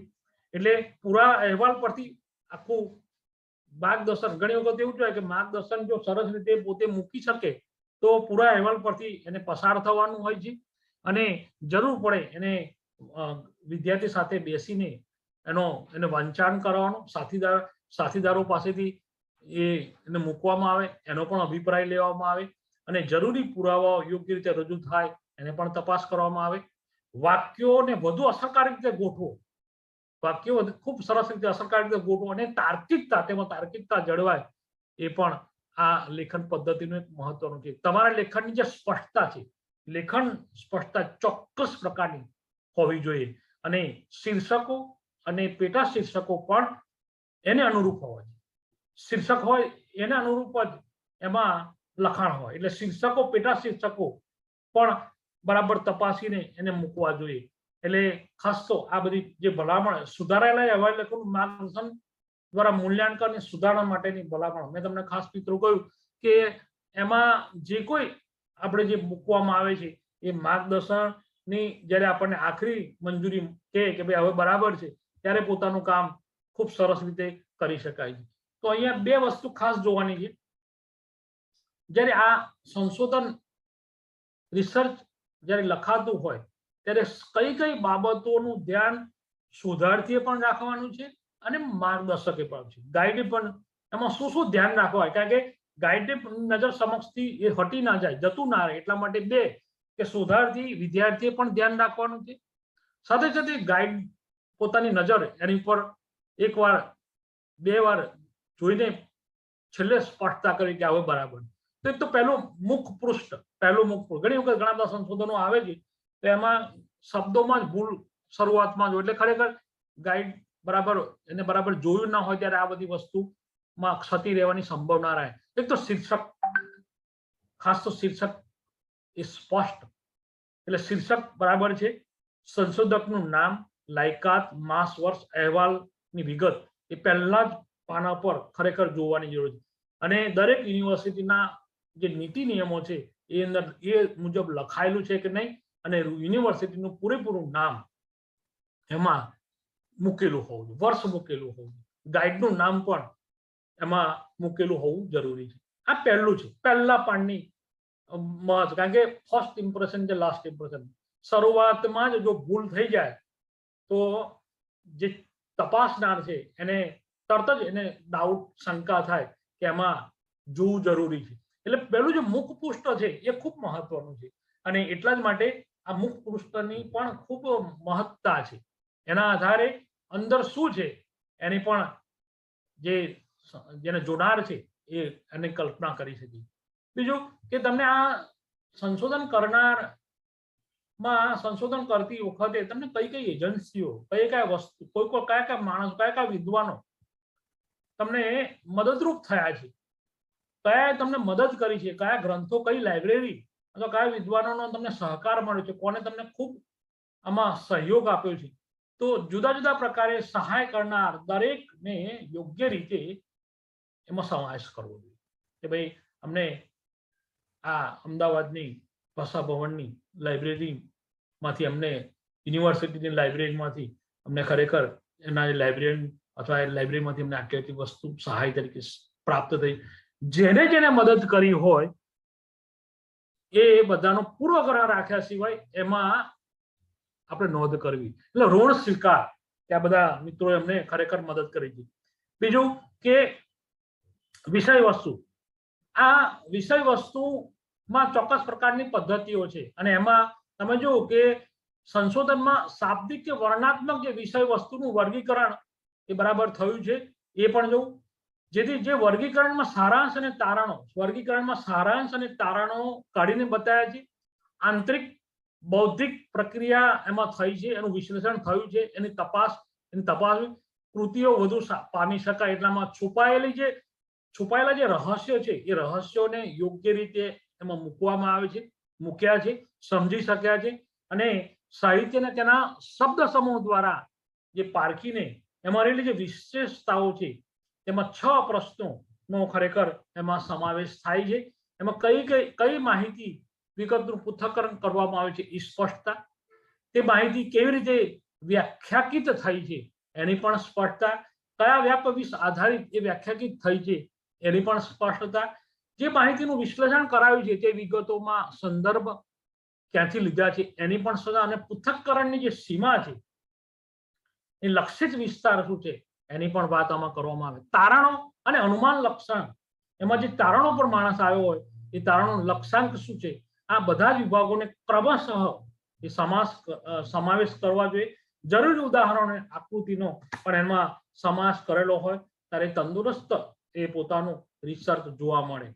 બીજું કે વિષય વસ્તુ વિશ્લેષણ, સંદર્ભ, અધ્યયતા પાસે અપેક્ષિત ગુણો કેવા, આ બધું જે મેં આગળ જે વાત કરી છે એ બધું ક્યારે સરસ રીતે ઉતરી શકે અથવા સરસ રીતે મૂકી શકાય, એના માટે એક તો પહેલી જે સંદર્ભ, અધ્યક્ષતા પાસે અપેક્ષિત જે ગુણો છે એની પાસે શું અપેક્ષાઓ રાખી શકાય, એ જ આ કામ સરસ રીતે કરી શકે અને સંશોધન કરી શકાય. તો એક વિદ્વત્તા, જે વિષય માટે વિષયનું આપણને એટલે વિદ્વત્તાપૂર્ણ ઊંડું અભ્યાસ આપણને વિષય માટેની ઊંડી સમજ હોય એટલે વિદ્વત્તા, વિદ્વાન બની શકાય. જેમાં તમે ખૂબ સરસ રીતે એના વિશે સંશોધન કર્યું હોય તો વિદ્વત્તા પ્રાપ્ત કરાય. કવિ ના બની શકાય, કવિ તો જન્મે છે, પણ વિદ્વત્તા પ્રાપ્ત કરી શકાય એટલે તમે એનામાં ખૂબ સરસ રીતે, ખૂબ સૂક્ષ્મ રીતે અભ્યાસ કરેલો હોય તો તમે જે કોઈ વિષય રાખ્યો હોય એમાં તમે વિદ્વત્તા પ્રાપ્ત કરી શકો. એટલે વિદ્વત્તાપૂર્ણ ઊંડા અભ્યાસની આવશ્યકતા. અને ખાસ તો વિષય વસ્તુનું વિશ્લેષણ સચોટ રીતે એના તારણો સુધી પહોંચવાની ત્રેવડ ક્ષમતા અધ્યતા પાસે રાખવી. ઘણું બધું સાહિત્ય જોવા મળતું હોય પણ એમાંથી એને શું લેવું છે એ એની સચોટ તારણો કરવાની ત્રેવડ એ શોધાર્થીમાં હોવી જોઈએ, ક્ષમતા હોવી જોઈએ, અધ્યતા પાસે હોવી જોઈએ. તો જ એ પોતાના વિષયને યોગ્ય રીતે પોતે ન્યાય આપી શકે. બીજું વિશેષ અધ્યયનની ક્ષમતા. અધ્યયન પણ આમાં ખૂબ વિશેષ હોવું જોઈએ. જરૂર પૂરતું અધ્યયન કરનાર પોતાનો સંશોધન ગ્રંથ સરસ રીતે રજૂ નહીં, વિશેષ અધ્યયનની ક્ષમતા જેને આપણે જોઈએ કે એના વિષય વિશેનું અને વિષય બહારનું પણ એનું જ્ઞાન હોય એટલે વિષય અધ્યયનની ક્ષમતા એને જોઈ ગયેલો હોય એ પણ. એટલે તે વિષય સાથે સંકળાયેલા વિવિધ લક્ષી સાહિત્યનો અભ્યાસ, ઊંડાણપૂર્વકનું ચિંતન એનામાં હોવું જોઈએ. એટલે વિષય અધ્યયનની ક્ષમતા, અનાત્મલક્ષીતા, તટસ્થ રીતે અધ્યયન કરી અધ્યતાએ નિષ્પક્ષ ભાવે વિષય વસ્તુનું વિશ્લેષણ કરવું. અનાત્મલક્ષીતા, તટસ્થ રીતે ઘણું બધું લખાયેલું હોય પણ એમાંથી કઈ વસ્તુ લેવી એટલે તટસ્થ નિષ્પક્ષ ભાવે એ વિષયનું વિશ્લેષણ કરીને મૂકે ત્યારે પોતાનો એ કામ સરસ રીતે બતાવી. તાર્કિક ક્ષમતા, કોઈ પણ વસ્તુ સીધું ન સ્વીકારે. અધ્યતા પાસે તાર્કિક ક્ષમતા, આમાંથી કઈ વસ્તુ એને લેવા જેવી છે એવી એક સમજ એના મનમાં તાર્કિક રીતે પડેલી હોય અને એ એક ક્ષમતાનો જે ગુણ છે એ ગુણ એ આ શોધાર્થીનામાં હોવો જોઈએ. અને વિષય વસ્તુ વિશ્લેષણ માટે એને કોમ્પ્યુટરનું જ્ઞાન પણ જરૂરી છે. એટલા માટે કે હાથે લખેલું હોય પણ એને છેલ્લે કોમ્પ્યુટરાઇઝ કરવું પડતું હોય. એટલે વિષય વિશ્લેષણ માટે કોમ્પ્યુટરનો ઉપયોગ. કોમ્પ્યુટર અત્યારે મિત્રો ખાસ એક વાત મારે કહેવી છે કે ગ્રંથોમાં તો જ્ઞાન પડ્યું જ છે પણ અત્યારે આપણી પાસે આ જે કોમ્પ્યુટરાઇઝ જે ગ્રંથો છે એમાં જે કોમ્પ્યુટરમાં ગૂગલ છે ને એમાં એટલું બધું સાહિત્ય આપણને મળે જોવા કે એમાંથી ઘણી બધી વસ્તુ આપણને એમાંથી લેવાની થાય. ત્યારે ગૂગલ પર કોઈ પણ વસ્તુ આપણે નાખીએ તો એમાંથી આપણને સ્પષ્ટતા મળે છે. એટલે કોમ્પ્યુટરનો જાણકાર માણસ પણ હોવો જોઈએ. તો જે અત્યારે વિકસતા યુગમાં એમાં તો ઘણા બધા સંશોધનો જોવા મળે છે. ઘણી બધી વિષયને આપણા જે વિષય રાખ્યો એ વિષયને અનુરૂપ ઘણું બધું સાહિત્ય આ ગૂગલમાં પણ જોવા મળે છે. તો એ પણ આપણને એનું જ્ઞાન હોય તો જ આપણે એને સરસ રીતે જોઈ શકીએ. બીજું કે આ થીસિસમાં સારાંશ, મુખ્ય કાર્યનો એમાં સમાવેશ હોવો જોઈએ. યોગ્ય પદ્ધતિની વિગત, જે પદ્ધતિ આપણે જે વિષયને અનુરૂપ ચાલી છે એની યોગ્ય પદ્ધતિને વિશેષ રીતે રજૂ થયેલી છે, એ વિગત લખેલી છે. બીજું કે એમાં જે તારણો પર આવેલા હોય, જે કંઈ એના સંશોધનના મુખ્ય ટાઇટલના આધારે આપણે જે તારણો પર આવવાનું છે તો તારણો સુધી એ પહોંચ્યો છે કે નહીં એનો પણ એને એમાં જ્ઞાન જરૂરી છે, મૂકવું જરૂરી છે. અને યોગ્ય ભલામણો એમાં રજૂ થઈ છે એને પણ આમાં ખાસ જોવાની. એટલે ખાસ બંને ગાઈડ અને સંશોધક આ બંને ગાઈડને ખાસ તો જોવાનું છે કે એને આટલી વસ્તુ એનામાં રજૂ કરી છે કે નહીં એ જોવે અને પછી એમાંથી આગળ. એટલે પરિચયાત્મક વિભાગ, ઉપયોગમાં રહેલા જે શબ્દો છે, ઉપયોગમાં જેટલું આપણે મેં તમને શબ્દોનું જે ડિક્શનરી એનું આપણને થોડું જ્ઞાન એટલા માટે હોવું જોઈએ કે ઉપયોગમાં લેવાના જે શબ્દોની જે સમજૂતી આપી છે એ પણ જોઈ લેવું. સંશોધનની જે મર્યાદાઓ, સંશોધનનું જે ક્ષેત્ર નક્કી થયેલું છે એ મર્યાદાઓમાં રહીને જ કામ થયેલું છે, મર્યાદાઓ દર્શાવી છે. બીજું કે પદ્ધતિ અંગેની રૂપરેખા, પદ્ધતિ અંગેની રૂપરેખા પણ એમાં વર્ણવી છે અને વિષયની ભૂમિકા, વિષયની જે ભૂમિકાની છે એની સ્પષ્ટતા એમાં ખૂબ સરસ રીતે કરવામાં આવી છે. એનું પણ પરિચયાત્મક વિભાગમાં યોગ્ય રીતે રજૂ થયેલું હોય તો ખરેખર ખૂબ સરસ રીતે. હવે જે પદ્ધતિઓ છે, પદ્ધતિ સંશોધન યોજનાનું જે વર્ણન જે થયું છે એમાં જે માહિતી એકત્રકરણ કેવી રીતે થયું છે એની વિગતે, માહિતી એકત્રકરણ કઈ રીતે થઈ છે એની વિગતે સ્પષ્ટતા કરવી ખૂબ જરૂરી છે. અને વ્યાપ 20 નમૂના, વ્યાપ 20 જે નમૂના છે એ પસંદગીમાં સરસ રીતે મૂકવામાં આવેલા છે. એનો એ પણ એમાં થીસીસમાં જોવું જોઈએ. અહેવાલ અને તારણ પરિણામ. જે આકૃતિઓ, આ તો આપણે વિભાગ કોઈ પણ ક્ષેત્રમાં કોઈ પણ વિષયમાં તેમાં આકૃતિઓ સરળ અને સ્પષ્ટ છે. આકૃતિ મૂકેલા કોઈ ફોટોગ્રાફ્સ હોય એવા, જેમ કે આપણે જોઈએ કે વેદોમાં ભૂગર્ભ જળ, અમારા એક વિદ્યાર્થીને ટાઇટલ આપ્યું છે કે વેદોમાં ભૂગર્ભ જમીનમાં અંદર પાણી રહેલું છે, એને માટે વેદોમાં શું કથન છે અથવા એમાં વેદો શું કહે છે, ઋષિઓ શું કહે છે, એના વિશે સંશોધકને દરેક વેદોને ખૂબ સૂક્ષ્મ રીતે અભ્યાસ કર્યા પછી જ્યારે આ પાણીને ભૂગર્ભમાં જળ કઈ રીતે છે એ પૃથ્વી પર માણસને કઈ રીતે ખબર પડી શકે એવા તારણ. એટલે આકૃતિ અને સરળ અને સ્પષ્ટ બતાવેલી. કોઈ પણ ગ્રંથ, કોઈ પણ શીર્ષક હોય એની આકૃતિ સરળ અને સ્પષ્ટ હોય, માણસ વાંચનારને સમજણ પડે. જરૂરી શીર્ષકો અને પેટા શીર્ષકો, શીર્ષકોમાં પણ પેટા શીર્ષક, જેમ કે પહેલું ચેપ્ટર લીધું હોય તો એક એનો 1, 2, 1, 3 એમ આપણે જે પેટા શીર્ષકો, એમાં પણ શીર્ષકો મૂક્યા હોય એ શીર્ષકો, એ પણ પેટા શીર્ષકો એમાં આપ્યા છે, સરસ રીતે મૂક્યા છે.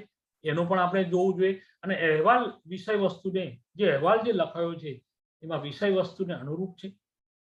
વિષય વસ્તુને અનુરૂપ ન હોય તો એમાંથી વિષય બહાર જ ગયા છે, એને પણ આપણે નોંધમાં એને જો કરી હોય તો એમાંથી આમાં વિષય વસ્તુને અનુરૂપ જ એમાં નોંધ થયેલી છે એની પણ જોવા મળે. જેમ કે તમે જોયું કે પુરાણોમાં શિક્ષણ પદ્ધતિ લીધી હોય તો પુરાણોની જે શિક્ષણ પદ્ધતિમાં પુરાણોમાં જે પુરાણોએ શિક્ષણ અંગેના જે વિચારો ઋષિઓ બતાવ્યા છે એને અનુરૂપ છે કે નહીં, અને પૂર્વ વેદોમાં અને ઉપનિષદોમાં છે એના કરતા આ કેવી છે, તો એવી વિષય વસ્તુ સ્પષ્ટ છે કે નહીં એનું પણ અહેવાલના જે પરિણામો છે એમાં ખાસ ધ્યાન રાખવું જોઈએ. ચર્ચા, જે કઈ આપણે પ્રકરણો છે એ પ્રકરણોમાં જે ચર્ચા ચાવીરૂપ મુદ્દાઓ ચર્ચાયા છે, જે મુખ્ય આપણે જે બતાવેલા છે એ મુદ્દાઓની ચર્ચા આમાં થયેલી છે. તારણોની સમજૂતી આપી છે. છેલ્લે જે તારણો પર આવવું જોઈએ એ તારણોની સમજૂતી થયેલી છે, એના પર પણ ખૂબ ધ્યાન રાખવું જોઈએ.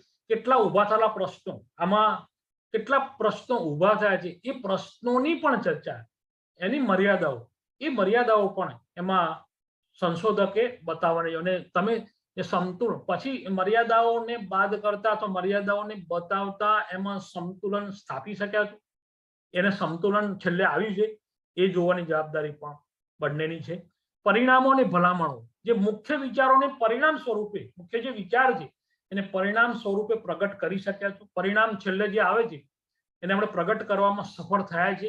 સફળ ત્યારે થાય શરૂઆતથી એન્ડ સુધી, શરૂઆતથી જે શરૂઆત થાય ત્યાંથી છેક સુધી આવતા સુધી એ પરિણામ લક્ષી જ વાત એમાં પેટા પ્રકારોમાં કરતા છેક આવ્યા છે કે નહીં. એટલે ખાસ તો એમાં મુખ્ય વિચારોને પરિણામ સ્વરૂપે પ્રગટ કરી શક્યા છો એની પણ એમાં સમજૂતી. નવી માહિતી ને જતી કરી છે, જે અમુક જે માહિતી આપણને નથી મદદરૂપ એને આપણે છોડી દીધી છે.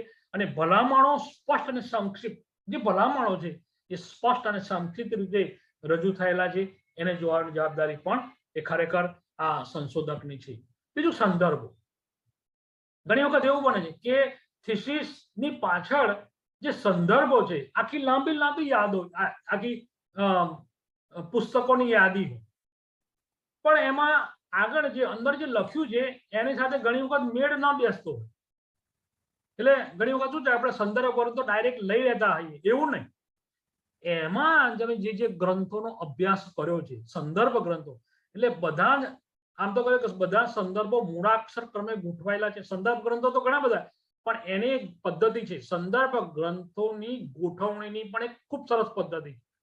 એમાં મૂળાક્ષર પ્રમાણે એ ગોઠવાયેલા છે, એ ખાસ જુઓ. મૂળાક્ષર પ્રમાણે એટલે અ થી શરૂ થયેલા હોય તો એ પ્રકારની આખી પદ્ધતિમાં છેક સુધી આ શોધાર્થી ઉતર્યો છે કે નહીં એ પણ એક સરસ સંદર્ભ સૂચિમાં મૂળાક્ષર પ્રમાણે ગોઠવણ, તેમાં જરૂરી બધી જ માહિતીનો સમાવેશ થયેલો છે. સંદર્ભમાં ચોકસાઈ અંગ્રેજી પુસ્તકો એના સંદર્ભો, હિન્દી પુસ્તકોના સંદર્ભો, સંસ્કૃત પુસ્તકના સંદર્ભો, ગુજરાતી પુસ્તકોના સંદર્ભો, કોઈ લેખો વાંચ્યા હોય તો એના સંદર્ભો, આમ ક્રમબદ્ધ રીતે જો ગોઠવાયેલા હોય તો જે તપાસનાર છે એને નજર નાખતા જ તરત જ એને ખ્યાલ આવી જાય કે ખરેખર બરાબર સમજીને આ વિદ્યાર્થી પોતાનું કામ સરસર આડ્યું છે.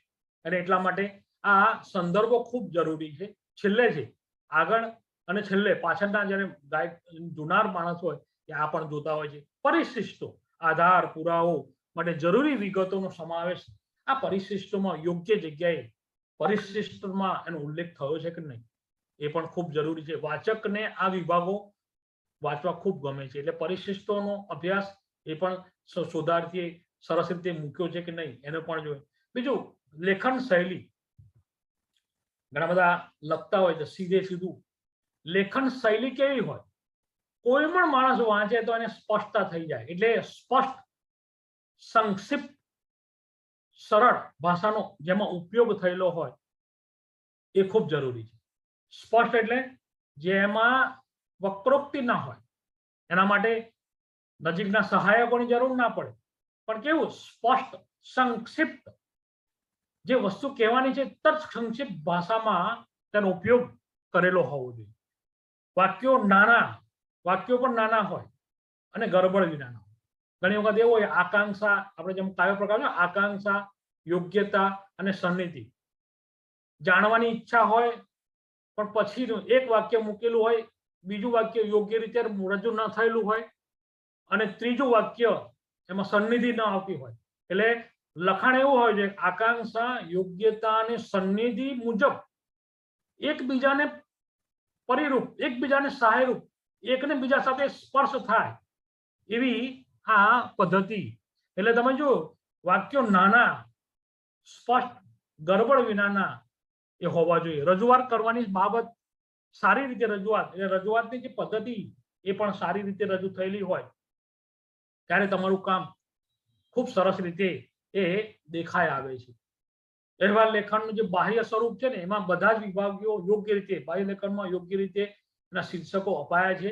એનું પણ સંશોધકે ખાસ ધ્યાન રાખવાનું. વિભાગો અને તેના પેટા વિભાગોની યોગ્ય રજૂઆત એને કરી છે એ પણ સંશોધકે બરાબર જોવું જોઈએ.